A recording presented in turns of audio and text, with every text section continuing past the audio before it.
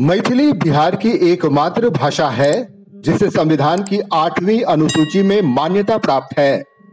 नीतीश सरकार ने बीपीएससी में शामिल मैथिली को लेकर एक बड़ा निर्णय लिया है।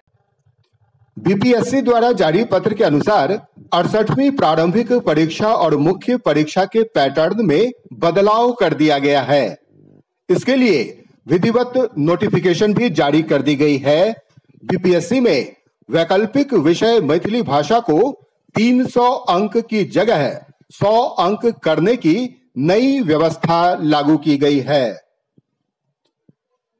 इसे लेकर दरभंगा की मैथिली भाषा भाषी और उसके उन्नयन को लेकर काम करने वाले विद्वानों में खासी नाराजगी है।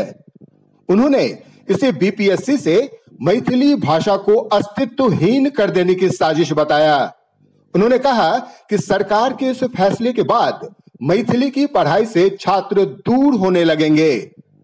मैथिली भाषा के उन्नयन के लिए काम करने वाली संस्था वैदेही फाउंडेशन की अध्यक्ष डॉक्टर सरोज चौधरी और प्रोफेसर नारायण झा ने कहा कि जल्द ही नीतीश सरकार के इस आदेश के खिलाफ फाउंडेशन हाई कोर्ट का दरवाजा खटखटाएगी।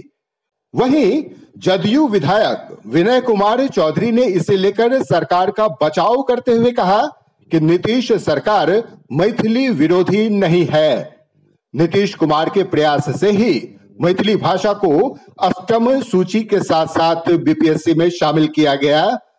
विधायक विनय कुमार चौधरी ने कहा कि सिर्फ मैथिली ही नहीं बल्कि सभी भाषाओं के साथ इसे लेकर एक बराबर फैसला हुआ है। मैथिली बीपीएससी के पाठ्यक्रम में अस्तित्वहीन हो गया।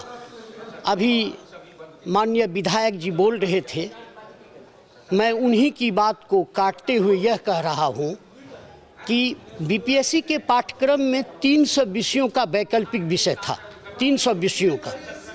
अभी क्या हुआ है कि वो 100 कर दिया गया और उसमें भी उसको क्वालिफाइंग कर दिया गया, नंबर 1। नंबर 2 की क्वालिफाइंग के बाद वह मार्क्स जो है वह मेधा सूची में, मेधा अंक में नहीं जुटेगा। तो अब ये आप कहिए मैथिली लोग क्यों पढ़ेगा? साइंस वाले केमिस्ट्री पढ़ेंगे, फिजिक्स पढ़ेंगे, इलेक्ट्रॉनिक पढ़ेंगे, इधर जो आपको ह्यूमैनिटीज़ के जो अन्य विषय जो हैं वो पढ़ेंगे। तो मैथिली का एक तरह से शरीर रहने दिया गया, प्राण निकाल लिया गया।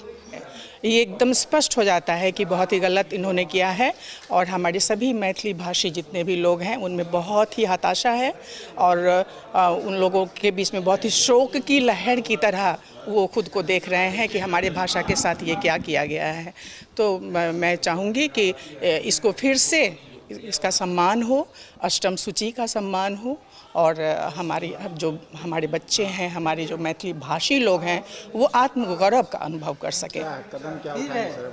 कदम निर्णय हो गया तो हम लोग कोर्ट में केस करने जा रहे हैं। मैं अध्यक्ष की हैसियत से आपको बता रही हूँ कि वैदेही फाउंडेशन इसके ऊपर केस करने जा रहे हैं हम लोग कि मैथिली भाषा के साथ इस तरह से क्यों इनका निरादर हुआ है। मैथिली को नीतीश कुमार ने, अगर आप तो थे वहाँ पर निर्मली में रिपोर्टिंग के समय में, प्रधानमंत्री श्रद्धेय अटल बिहारी वाजपेयी को मुख्यमंत्री तत्कालीन रेल मंत्री जी ने पुर्जा भेजा था कि मैथिली 8वीं अनुसूची में, और वही पुर्जा पढ़ करके उन्होंने घोषणा किया था।